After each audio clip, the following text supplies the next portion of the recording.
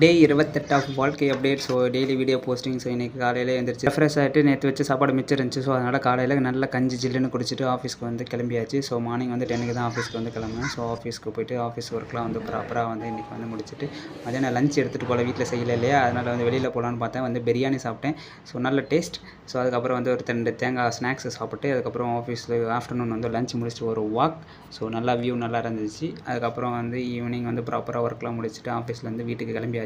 So வர வழியிலேயே வந்து நமக்கு வந்து வெளியில் கடையில் பூண்டு விட்டாங்க, அதையும் வாங்கிக்கின்னு வீட்டுக்கு வந்தாச்சு. வந்த உடனே காய்கறிலாம் இல்லையா, ஸோ அதனால் காய்கறி வாங்க கிளம்பியாச்சு. மஞ்சள் பையை தூக்கிக்கிட்டு ஸோ காய்கறிக்கு போட்டு எல்லா காய்கறியும் வந்து தேவையானதெல்லாம் வீட்டுக்கு வாங்கிக்கணும் ஒரு வாரத்துக்கு. வர வழியில் பார்த்தா பை ரொம்ப வெயிட்டாக இருந்துச்சு. அதனால் வச்சுக்கிட்டு தோல் மேலே வச்சுக்கிட்டு ஐலேசா அப்படின்ற மாதிரி நடந்து வந்தாச்சு.